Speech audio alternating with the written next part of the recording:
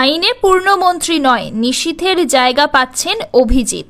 স্বরাষ্ট্র প্রতিমন্ত্রী তমলুকের সাংসদ। লোকসভা নির্বাচনে পশ্চিমবঙ্গ থেকে বিজেপির অন্যতম চর্চিত মন্ত্রী মুখ প্রাক্তন বিচারপতি অভিজিৎ গঙ্গোপাধ্যায় তমলুক থেকে ভোটে জিতেছেন। মোদির ফোন পেয়ে এদিন সকালে দিল্লির উদ্দেশ্যে রওনা দিয়েছিলেন বিজেপির জয়ী প্রার্থী অভিজিৎ। রবিবার সন্ধ্যায় রাষ্ট্রপতি ভবনে প্রধানমন্ত্রী হিসেবে তৃতীয়বারের জন্য শপথ গ্রহণ করলেন নরেন্দ্র মোদী। সঙ্গে মন্ত্রিসভারও শপথ গ্রহণ হয়। বাংলা থেকে মোদীর মন্ত্রিসভায় কাদের ঠাঁই হবে তা নিয়ে চর্চা শুরু হয়েছিল। সবথেকে চর্চিত নাম অভিজিৎ গঙ্গোপাধ্যায়। ইসবার 400 পার হয়নি। অষ্টাদশ লোকসভা নির্বাচনে একক সংখ্যাগরিষ্ঠতা হাতছাড়া হয়েছে বিজেপির। 543টি আসনের মধ্যে 242টি আসনে জয়ী হয়েছে ভারতীয় জনতা পার্টি। ফলে জোটকে ভরসা করে এগোতে হচ্ছে বিজেপিকে।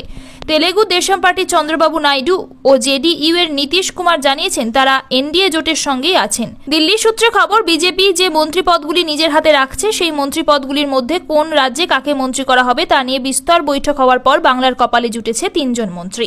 নিশীথ প্রামাণিক, সুভাষ সরকার হেরে গিয়েছেন এবার।